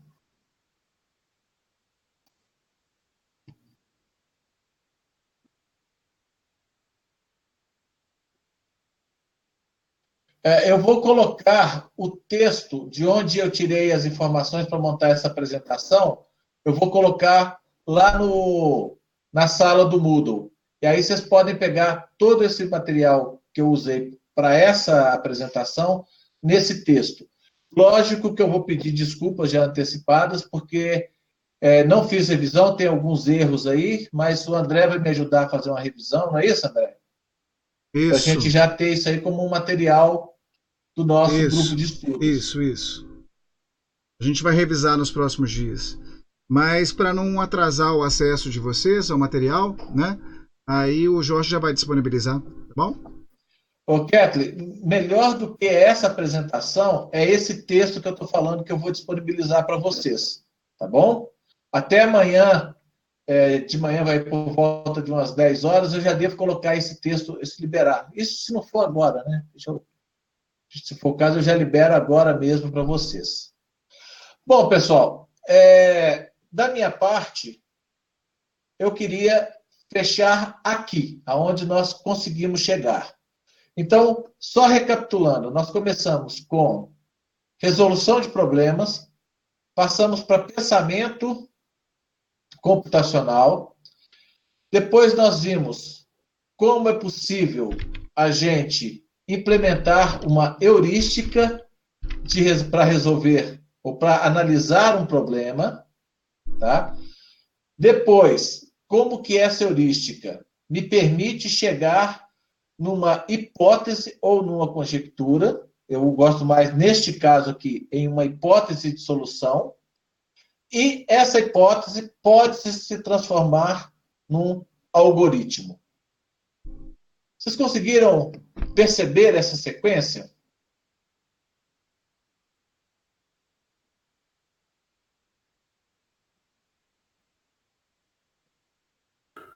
Ô, Jorge, posso fazer uma pergunta? Sim, vai lá. Olha só, eu fiquei extremamente curioso aqui, porque pelo algoritmo, a resposta funciona com a maravilha. Existe como obter um algoritmo a partir desse problema, um algoritmo diferente? Eu acho que não, né? Depois que eu entendi que 2 elevado a 0 é 1... Isso, exatamente. Que eu queria fazer isso por lógica matemática, descartando alguns números. Mas pelas cartas não se repetirem, porque eu achava que as cartas, cada hora eu jogava cartas diferentes. Você colocou que é as mesmas, então eu percebi então que em cada conjunto de carta você acabou pegando todas as possibilidades que existem de 2 elevado a n, né? Se você somar, aí eu entendi bem o seu algoritmo. Você cria uma tabela verdade, decompondo os números a partir dos 2 elevado a n, né? 2 elevado a 0, 2 elevado a 1, a 2, a 3. Foi legal isso porque as pessoas que não sabem dessa questão da programação sempre iriam partir para estratégias que talvez não fosse pensando de forma computacional, vamos dizer assim, usando o pensamento computacional. Vai para o caminho da lógica matemática, e aí é o que aconteceu com a gente. Não ia conseguir achar uma solução para esse problema a partir da lógica. Não é questão de lógica nesse caso, né? A ideia... O verdadeiro ou falso ali, na verdade, o sim ou não, ele não te permite eliminar ninguém, a não ser, na verdade, te permite construir essa soma para você chegar na resposta final. Por isso que meu caminho não deu certo. Mas o diagrama de Venn, você fazendo a interseção dos conjuntos dos números de cada carta dessa daí, funciona. Funciona? Funciona. Então, se você pegar no papel e for pegando lá um conjunto, por exemplo, você faz os conjuntos e começa a fazer interseção deles, você chega na solução. Sabe por que eu te perguntei isso? Porque eu estou trabalhando com meus alunos teoria de conjuntos. E eu queria levar esse joguinho para eles e mostrar para eles no final as 4 cartas para eles tentar por diagrama de Venn. Então, eu posso fazer isso na sala de aula com eles. Pode, dá. Qual é o problema como mágica? O tempo que você vai levar para traçar o diagrama de Venn vai ser maior do que esse que a gente faz a soma para poder dar a resposta. Então, o impacto da mágica é rápido. Ele é menor. Mas dá para eu propor para eles como um problema que eles adivinhem qual a estratégia da mágica usando o sistema de Venn. Que meu ganho matemático vai ser deles achar as interseções. Exatamente. Quer dizer, o propósito seu é trabalhar diagrama de Venn. Você vai usar esse problema não para discutir algoritmo, discutir um pensamento computacional nessa linha que a gente está, mas sim usando um conteúdo matemático. Isso. Beleza, eu acho que funciona. Maravilha mesmo. Tá? Alguém tinha perguntado mais alguma coisa? Letícia falou que fez... A Letícia está falando que fez por interseção, que deu certo, né? Mas então, só para reafirmar isso que eu falei com o Neuber, em termos do impacto da mágica, quando eu uso esse algoritmo da soma, ele é muito mais rápido do que eu traçar o diagrama, né? Você consegue esconder que você está fazendo a soma, né? Exatamente. Porque no outro, você de alguma maneira está representando a soma ali, a pessoa está vendo que você está fazendo um cálculo. Nesse outro, o cálculo ele fica mais escondido pela velocidade da resposta. Exatamente. Pessoal, mais alguém quer comentar alguma coisa? Vamos lá, agora acho que é a hora da gente arrematar, não é isso, André? Isso. Ver o que vocês acharam, qual foi a impressão de vocês. Professor. Sim. Eu achei que a gente discutindo, né, cada um criando aí dando a sua hipótese, tem aquilo que você falou no começo, né, da aula, de que cada um foi por um caminho, mas todo mundo chegou no lugar que queria, né? Uhum. E aí foi, né, tem como fazer pelos conjuntos, tem como fazer pela soma, que é mais rápida. Então, assim, não importa o caminho que você vai levar, você vai conseguir um resultado. Exatamente, muito bem lembrado, Kathleen, que a ideia é essa, você tem vários caminhos, né? Eu propus um aqui, mas não significa que seja o melhor caminho. De repente, nesse momento aqui, é o que é uma solução. Mas se alguém tem que resolver o problema, não importa se demora mais. É o que o Neuber exemplificou aí agora. Se o objetivo dele, né, é trabalhar com conjuntos, a outra estratégia para ele vai ser mais eficaz. E eu achei uma coisa assim, fácil também de visual, é a questão da tabela. Você tem a tabela ali, que você colocou os números de 1 a 15, e em quais figuras ela está. Quando a pessoa fala sim ou não, você está com a tabela, rapidinho você vai localizar qual carta ela está falando. Então, se você vai trabalhar também interpretação de tabela, caso tiver uma necessidade. Isso. Então, a tabela é um recurso que a gente utiliza muito para poder entender ou buscar padrões. Então, é uma maneira de você organizar os seus dados para você tentar visualizar um padrão. Quando você faz essa tabela, você consegue visualizar esse caso específico das cartas, né? Eu vou propor aí, o Neuber tinha falado aí para a gente deixar isso como um para casa, né?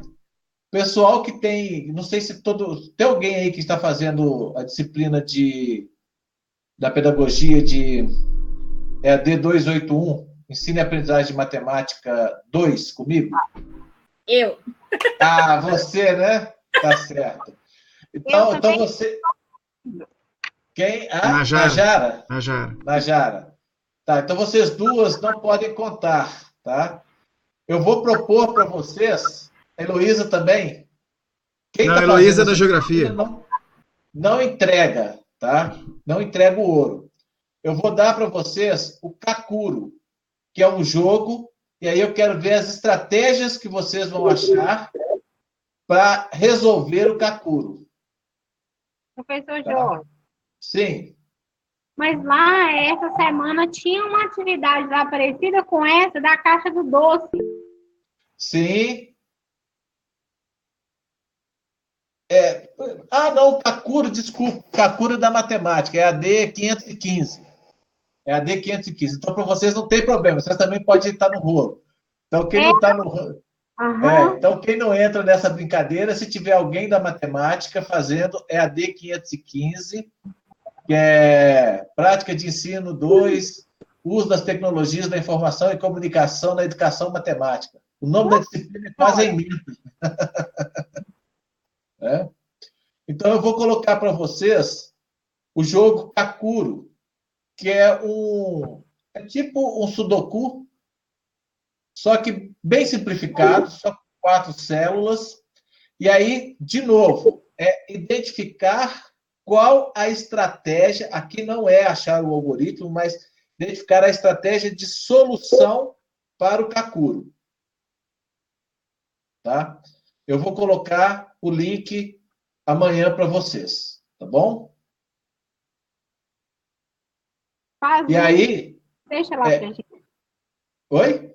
Faz um de exemplo e deixa lá pra gente. E aí, qual que é a ideia?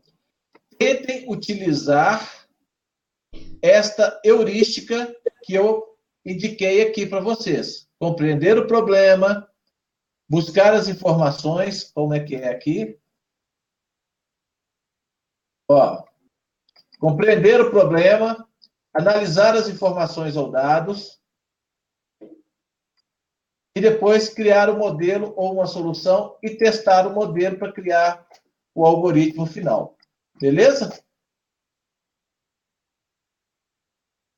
Outra coisa que eu queria só destacar, antes da gente terminar, se alguém tiver mais depois alguma contribuição, pode pedir a palavra. uma coisa que a gente vai começar a fazer como exercício. Comecem a prestar atenção nas coisas que vocês estão fazendo. Aquilo que a gente faz de maneira automática, comecem a pensar como que vocês registrariam isso. Então, eu estou fazendo um arroz. Tá, a gente faz aquilo ali de uma maneira automática, né? Como que eu tomo consciência desse processo de cozinhar para poder explicar para uma outra pessoa? Quais são os passos que eu executo de maneira a tomar consciência disso, como se eu fosse depois ter que explicar para uma pessoa? Isso, vocês podem fazer esse exercício nas coisas mais simples que vocês fazem. Quando vocês vão escovar os dentes, quais são os passos que envolvem isso?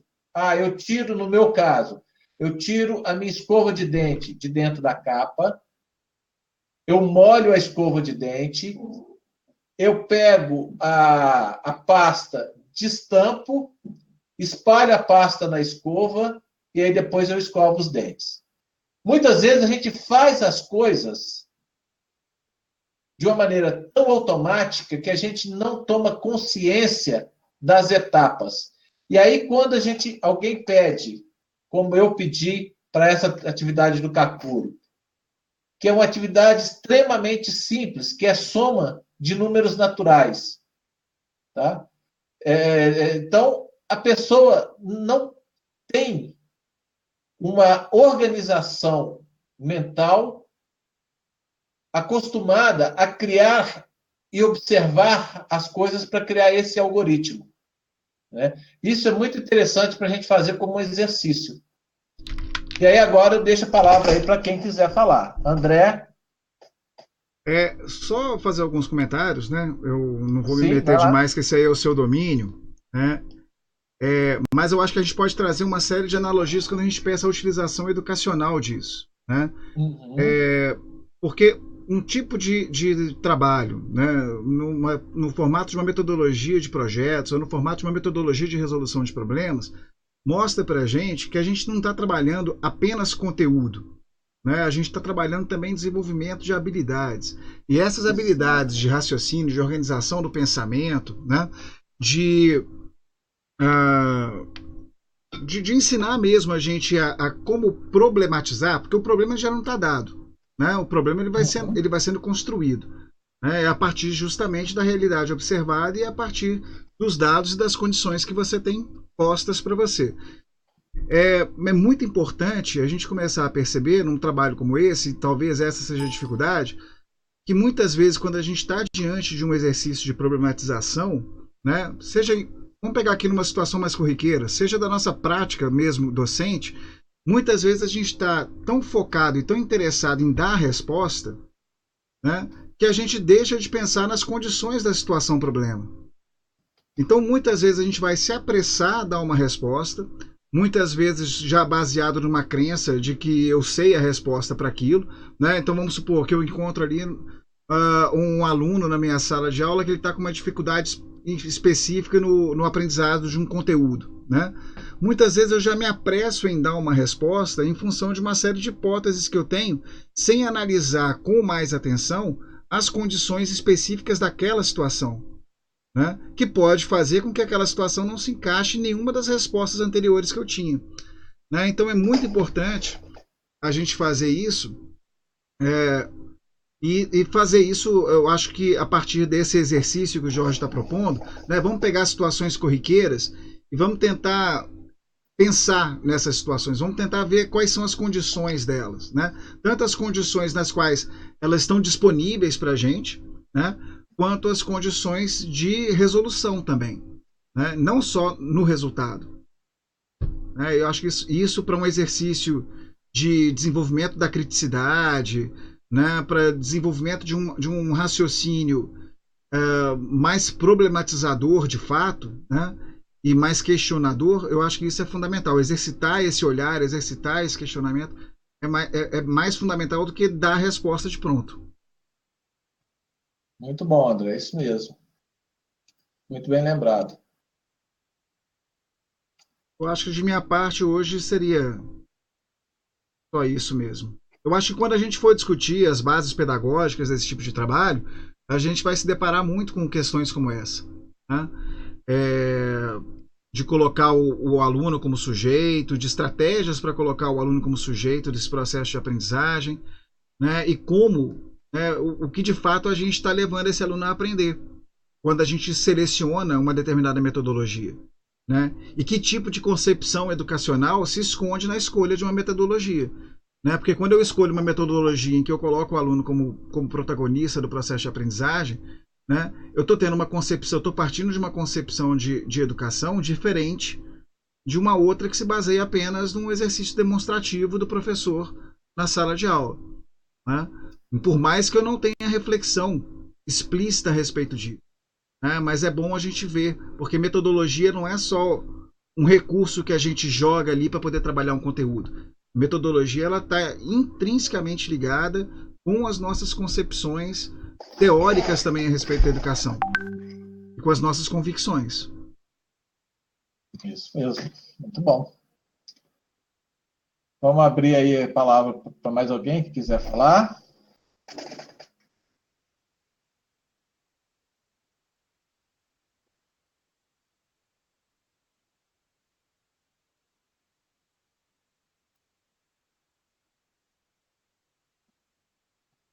Não, mas ninguém quer falar nada?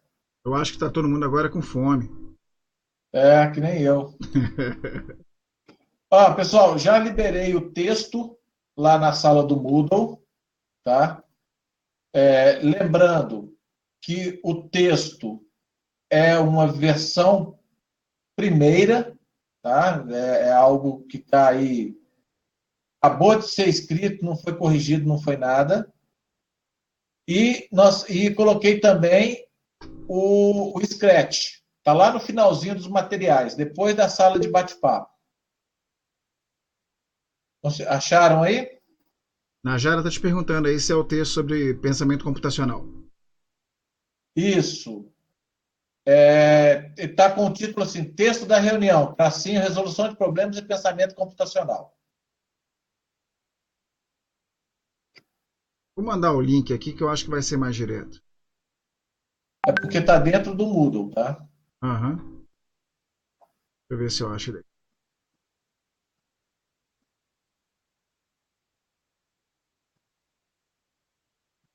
Porque tem dois. Eu acho que a Najara perguntou de outro texto, viu? Aquele um conjunto de atitudes e habilidades que todos, não só cientistas. Não é esse, não. É o que está mais embaixo.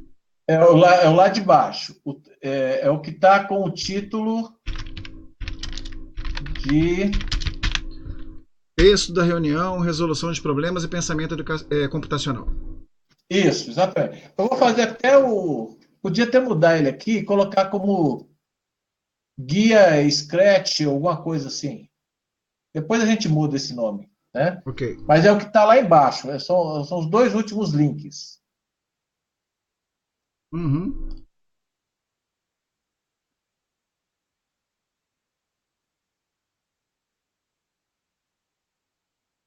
Isso, o Moodle 2 você vai acessar com CPF.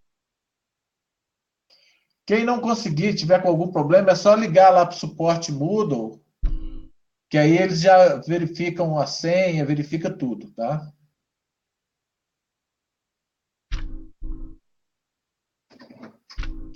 Letícia, dá uma atualização na sua tela, porque pode ser que tenha ficado...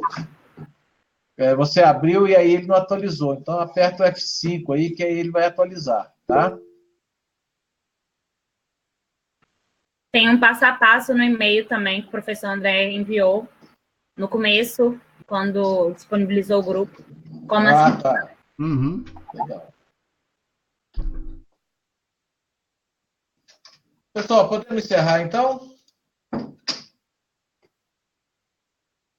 Beleza. Ô, Jorge, brigadão aí pela sua apresentação.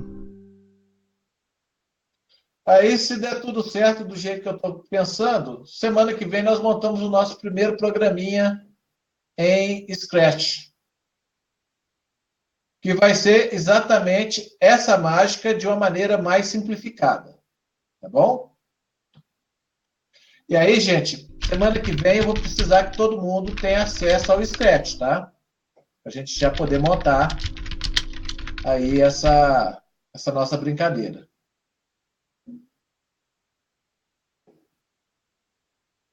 Ok. Ok? Pessoal, boa noite. Muito obrigado aí pela atenção. Eu tentei fazer a gravação aqui, mas eu já vi que eu fiz uma coisa errada. Como eu estava ouvindo a reunião na minha caixa de som, eu desativei o meu microfone para a gravação não ficar com eco. Sei. Então, na hora que eu falava, o meu microfone não foi gravado. Então, provavelmente, na gravação, a minha fala não foi gravada, tá bom? A não ser nesse finalzinho, porque aí eu coloquei o fone de ouvido, habilitei o meu microfone na gravação, né, sem o medo do eco, ok? Mas aí já aprendi que assim, do primeiro jeito não funciona, então nas próximas a gente já grava sem esse erro. Tá, ok. A Najara está perguntando aí, reunião pelo menos. Eu já entendi do que é. Ah, não, essa é a reunião do outro projeto, aí eu mando o convite. Tá bom, Najara? Tá, já. Então tá, pessoal, boa noite, muito obrigado aí, até a próxima reunião. Daqui a 15 dias vai ser dia 20. Dia 20. Dia 20? Beleza. Tá? Ok, gente, brigadão pela presença de vocês. Valeu, se tiver André, alguém obrigado. de João Molevade, Barão de Cocais aí, amanhã estarei em João Molevade e quarta-feira em Barão de Cocais. Ok? Beleza, gente. Abraço para vocês. Vou encerrar a gravação aqui agora.